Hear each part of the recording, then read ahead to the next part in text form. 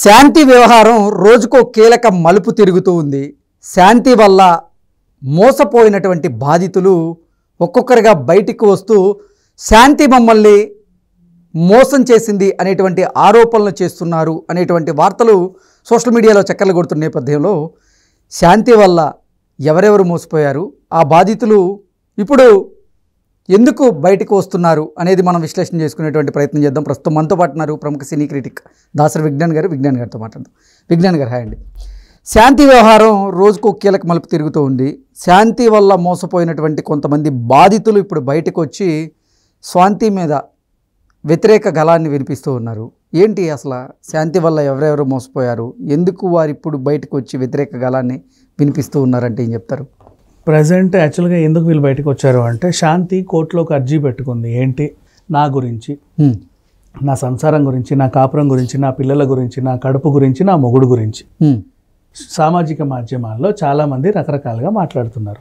దీనివల్ల నా పర్సనల్ లైఫ్కి కొంచెం ఇబ్బందికరంగా ఉంది, దయచేసి ఎవరిని మాట్లాడొద్దని చెప్పండి, ఇది నా హక్కుగా భావిస్తున్నానని ఒక అర్జీ పెట్టుకుంటే కోర్టు కూడా ఏకీభవించి అవును, శాంతి గురించి ఇంకెవరు కూడా సామాజిక మాధ్యమాలలో ఆమె పర్సనల్ డీటెయిల్స్ మాట్లాడడానికి వీల్లేదు అని చెప్పింది.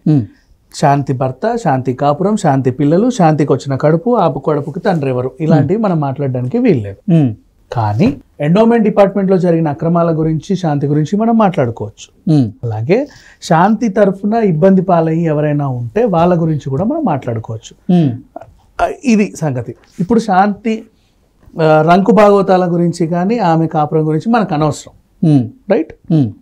ఇక ఎండోమెంట్ గురించి ఆల్రెడీ మనం గతంలో మాట్లాడుకున్నాం కాబట్టి ఇప్పుడు బయటకు వచ్చిన బాధితుల గురించి మాట్లాడుకుంటే, దీంట్లో పడాల రామిరెడ్డి లా కాలేజ్, ఏది అమీర్పేట్ ఎల్లారెడ్డి కూడా, అక్కడ 2010-2015 బ్యాచ్లో చదివిన వాళ్ళల్లో శాంతి కూడా ఒకటి. అక్కడ నుంచి మనకి 7 అప్రోచ్ అయితే 3 మనం స్వయంగా కలిసిన వాళ్ళు ఉన్నారు, మిగతా 4 ఫోన్ లైన్లో మాట్లాడిన వాళ్ళు ఉన్నారు. మీతోనా? నాతోనే, ఎగ్జాక్ట్లీ. ఓకే.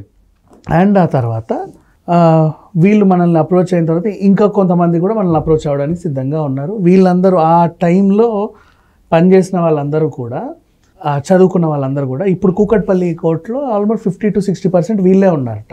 అక్కడికి వెళ్తే కూడా మనకు అన్ని విషయాలు తెలిసిపోతాయి, క్యారెక్టర్స్తో సహా మాట్లాడుకుందాం. సో శాంతి ఆ టైంలో ఎంటర్ అయింది. ఓకే. నెక్స్ట్ నోకియా 1100 ఫోన్తో ఎంటర్ అయింది. ఒక చిన్న ట్రంక్ పెట్టే, అలాగే 2 జతల చెప్పులు, ఒకటి ఫ్లాట్స్, ఒకటి నార్మల్ రబ్బర్ చెప్పులు. అండ్ నెక్స్ట్ అలాగే కొంచెం ఏదో సరంజామా, మొహం రుద్దుకోవడానికో తలదూకోవడానికో 4-5 సామాన్లు అవి పెట్టుకొని వచ్చింది, కొన్ని జతల బట్టలతో. ఓకే. హాస్టల్లో వాళ్ళు కూడా 3-3, 4-4 బెడ్లు ఇస్తా, వీళ్ళు కూడా మీ సామాన్లు ఇక్కడ పెట్టుకోండి అమ్మా అని కొంచెం స్థలం ఇస్తారు, మిగతా అక్కడ పెట్టుకుంటారు. ఆ పెట్టెలు గిట్టెలు ఏమంటే మంచం కింద తోస్తారు. ఇంతే జరిగేది. With in a span of 3 monthsలో ఈవిడ ఒక కొత్త ఫోన్ కొనింది, మోటరోలా ఫ్లిప్. అప్పట్లో ఫ్లిప్ అంట, అది కొంచెం ఏదో హై క్లాస్ లాగా ఫీల్ అయ్యేవాళ్ళు. ఓకే.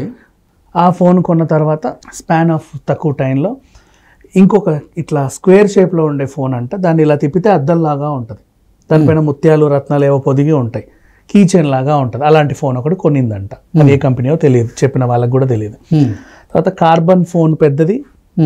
నెక్స్ట్ అలాగే శాంసంగ్ గ్యాలక్సీ అప్పుడే వస్తున్నాయి, Note 1, 2, 3, 4 అవి కొనుక్కుంది. ఫోన్ల పిచ్చి. అలా ఫోన్ల మీద ఫోన్లు మార్చేది with in a span of 6 monthsలో. ఇప్పుడు 6 నెలల తర్వాత తిరిగి చూస్తే శాంతికి ర్యాక్ పట్టట్ల. ఆమె తెచ్చుకున్న సరంజామా, మొహం రుద్దుకునేవి, ఒళ్ళు రుద్దుకునేవేమో ఇన్నయ్యాయి. నెక్స్ట్ ఆర్టిఫిషియల్ జ్యువెలరీకి ఒక డబ్బా, 2-3 డబ్బాలు ఇన్నయ్యాయి. హ్యాండ్ బ్యాగులు ఎక్కువ పెరిగిపోయాయి, కింద మంచం కింద చెప్పులు ఇక్కడ నుంచి అక్కడ దాకా ఉన్నాయి, బట్టలు పెరిగిపోయి, అన్నీ పెరిగిపోయాయి. తన లైఫ్ స్టైల్ కొంచెం మారింది. అది ర్యాక్ సరిపోవట్ల, టైట్ అయిపోయింది. శాంతికి ఏంటంటే ఏది కొన్నా వీళ్ళందరికీ చూపించుకోవడం అలవాటు, ఫ్రెండ్స్ అని అక్కడ ఉన్న వాళ్ళందరికీ. ఓకే. జ్యువెలరీ కొన్నాను చూడండి, ఫోన్లు కొన్నాను చూడండి, ఇదిగో నా డైలీ రొటీన్, స్కిన్ రొటీన్ ఇది చూడండి, ఇలాంటివన్నీ చూపించుకుంటారు. వాళ్ళు కూడా వావ్ అనుకునే వాళ్ళు అయిపోయింది. ఇది ఓవరాల్గా జరిగేది. ఇప్పుడు శాంతికి ర్యాక్ పట్టట్ల. అండ్ ఆవిడకి ఏంటంటే రోజు వచ్చి ఆమెను పికప్ చేసుకునేవాడు ఒకడైతే, డ్రాప్ చేసేవాడు ఇంకెవడో ఉండేవాడు. అలా సీనియర్స్ చాలా మందితో ఎఫ్ఐఆర్లు పెట్టుకుంది అని వీళ్ళు చెప్పారు. ఇట్లా ఎఫ్ఐఆర్ల క్రమంలో సంతోష్ అనే ఒక ఆయన పరిచయం అయ్యాడు. ఆయన డిపార్ట్మెంట్కి చెందిన మనిషి, సివిల్లో చేస్తున్నాడు. తను పరిచయం అయిన తర్వాత అతనితో బాధ వెళ్ళగక్కింది. ఏంటి, నాకు హాస్టల్ సరిపోవట్లేదు అనింది. సరే హాస్టల్ సరిపోకపోతే ఏం చేస్తావు, మరొక రూమ్ తీసుకో ఎక్కడైనా, నేను తీపిస్తా అని చెప్పి జగద్గిరి గుట్టలో కొంచెం లోపలికి వెళ్తే ఉషాముల్లపూడి దగ్గర, అంటే ఇంచుమించు గాజుల రామారం ఏరియా సరౌండింగ్స్లో 6,000కి ఒక 1 BHK తీసుకున్నారు. దాంట్లో మళ్ళీ 1 BHK మొత్తం నింపేసింది శాంతి. అప్పుడే వచ్చినటువంటి ఆండ్రాయిడ్ టీవీ కొనింది. ఆ రూమ్ ఒక 14/8 ఉంటుంది బెడ్రూమ్ మహా అయితే 1 BHKలో. ఏది మన TRJలో కేజ్రీవాల్ సెల్ అంతా ఉంటుంది ఇంచుమించు. దాంట్లో 0.8 ton 1 ton AC is more than enough. కానీ అందులోనూ 2 ton AC పెట్టించుకుంది. Double door fridge, oven, convention oven, అలాగే అదేంటిది top front load washing machine, sofa అన్నీ వేయించుకుంది. డిష్ కూడా పెట్టించుకుంది. ఇవన్నీ చూపించుకోవడానికి మళ్ళీ రండి అంటే వీళ్ళందరూ వెళ్ళారు, ఈ టీం అంతా. వెళ్ళగానే అగ్గా శాంతి ఎంత బాగా సమకూర్చుకున్నావు, వీళ్ళు చాలా బాగుంది, నీ బెడ్ బాగుంది, నీ బీరువా బాగుంది, నీ చీరలు బాగున్నాయి, నీ నగలు బాగున్నాయి అని మెచ్చుకున్నారు. వచ్చేసారు.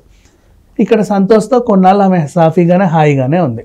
ఇప్పుడు శాంతికి కొత్త ప్రాబ్లం స్టార్ట్ అయింది. ఏంటది? హాస్టల్లో ఉంటేనే బెటరు, ఇక్కడ ఉంటే వేస్ట్ అనే స్థాయికి వచ్చింది. ఎందుకంటే ఇక్కడ ఉంటే ఒకటే సంతోషం, హాస్టల్లో 10 మంది సంతోషులు. ఈ ఒక్క సంతోషంతోనే ఇంత సంతోషం వస్తే ఆ 10 మంది సంతోషం ఇంకెంత సంతోషంగా ఉండొచ్చు అనుకొని ఏం చేసింది, తరచూ ఆమె రెగ్యులర్ వ్యవహారాలు అలాగే ఉన్నాయి, నడిపించుకుంది. ఈ సంతోషం పాపం ఆనందం తట్టుకోలేక శాంతి శాంతి శాంతి అని ఎప్పుడు వచ్చినా సరే తాళం వేసి ఉండేది. ఎక్కడికి వెళ్ళామంటే అక్కడ ఉన్నాను, ఇక్కడ ఉన్నాను, అక్కడ ఉన్నాను, నీకోసం కొంపదీసి నిన్ను ఇక్కడ పెడితే నువ్వు నేను వచ్చినప్పుడల్లా ఎక్కడో ఉంటే ఇంకా నాకెందుకు నువ్వు అనేసి ఆయన అడగడం. పోతే పో అనుకున్నారు. కట్టిఫ్ శాంతి నన్ను మోసం చేసింది, నేను చాలా ఖర్చు పెట్టాను, నన్ను వాడుకొని వదిలేసిందని ఈయన వచ్చి మళ్ళీ వీళ్ళతో బాధ వెళ్ళగక్కున్నాడు సంతోష్ అని ఆయన. ఈ విషయం పక్కన పెడితే నెక్స్ట్ 2-3 ఎఫ్ఐఆర్లు నడిపిన తర్వాత మదన్ మోహన్ ఎప్పటి నుంచో వీళ్ళ కాలేజీలోనే ఉన్నాడు. సడన్గా వీళ్ళిద్దరికి పెళ్ళయింది. పెళ్ళైన తర్వాత సర్లే బాగానే ఉన్నారులే అని చెప్పి ఏదో 4 అక్షింతలు వేసి దీవించారు. మళ్ళీ శాంతి ట్విన్స్కి జన్మనిచ్చింది. మళ్ళీ వీళ్ళందరినీ పిలిచింది, రండి నా ట్విన్స్ని చూడండి అని. వీళ్ళు వెళ్ళారు. సర్లే ఏదో రకంగా బాగుండండి అనుకున్నారు.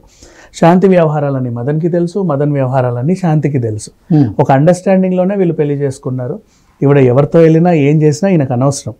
అలాంటి పల్లం ఉంది కాబట్టే ఈయన చాలా ఫ్రీగా అధికారులతో సంబంధాలు పెట్టుకొని ఈవిడ త్రూ చాలా మంది అమ్మాయిల్ని వీళ్ళు సప్లై చేశారని ఒక అభియోగం ఉంది. ఓకేనా? దాని ద్వారానే వీళ్ళు కూడా శాంతికి కొంచెం ఫ్రీ హ్యాండ్ ఇచ్చారు అనే ఇంకో అభియోగం ఉంది. ఈయన ఈ వ్యవహారంతో ఎండోమెంట్ డిపార్ట్మెంట్లో ఆమెకి జాబ్ వచ్చింది అని ఇంకోటి ఉంది. ఎందుకు వీళ్ళు ఎండోమెంట్ డిపార్ట్మెంట్లో శాంతికి జాబ్ ఈ రకంగానే వచ్చింది అని నేను అడిగితే వాళ్ళు ఏం చెప్పారు అంటే, శాంతి మా దగ్గరే ఎగ్జామ్ రాసింది. ఆమె అప్పట్లో మాల్స్ ఏం లేవు, గో కలర్స్ అని ఒకటి ఉండే, మేము లెగ్గిన్స్ కొనుక్కునే షాపు. ఆ లెగ్గిన్స్ దగ్గర అప్పట్లో ఏముండేవంటే బ్రైట్ కలర్స్ వచ్చాయి. గో కలర్స్ ఫస్ట్ రిలీజ్ చేసేది. Bright pink, bright green, bright orange ఇట్లా ఉంటాయి కదా, ఒక టైప్ ఆఫ్ కళ్ళకు కొట్టే కలర్స్. ఆ లెగ్గిన్స్ అని వేసుకొని ఇక్కడ రాసుకొచ్చేదంట కాలుకి ఆన్సర్లు, చున్నీకి రాసుకొచ్చేది, చిట్టీలు పెట్టుకొని వచ్చి వాళ్ళ ముందే రాసింది. యాక్చువల్గా 2 మార్కులు వస్తే పాసు ఆ ఎగ్జామ్ ఏదో. కానీ శాంతి రిజర్వేషన్ కోటాలో వచ్చింది కాబట్టి 1/2 మార్కులు వస్తే చాలా ఆ పిల్ల పాస్ అయిపోద్ది. ఆ 1/2 కూడా ఈవిడ గిట్టీలు పెట్టి రాసింది.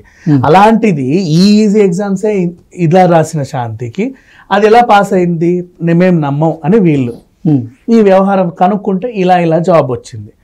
ఆ జాబ్ వచ్చిన తర్వాత ఇప్పుడు వీళ్ళకి ఎందుకు చేడింది అంటే, ఇంత సఖ్యతగా ఉన్న వాళ్ళకి వీళ్ళతో ఫ్రీగా అటాచ్ అయిన తర్వాత శాంతి ఇంకా ఫ్రీగా త్వరగా బాగా సంపాదించింది. ఈయన సరిగ్గా లెక్కలు చెప్పేది కాదు. ఒకానొక రోజు వీళ్ళిద్దరికి గొడవ అయింది. అప్పుడు విడిపోదాం అనుకున్నారు. 2 కూతుర్లు కూడా నువ్వే తీసుకుపో, నాకు వద్దు అనింది. సరే 30 కోట్లు ఇవ్వు, నేను సెటిల్ చేసుకుంటాను అన్నాడు. ఇవ్వను పోరా, ఎవరికి చెప్పుకుంటావో చెప్పుకోపో, నా వెనకాల ఎవరున్నారో తెలుసా అని కొంచెం రుబాబుగా చెబితే వాడికి ఒళ్ళు మండి బయటకు వచ్చాడు. ఇది ఓవరాల్గా శాంతి స్టోరీ.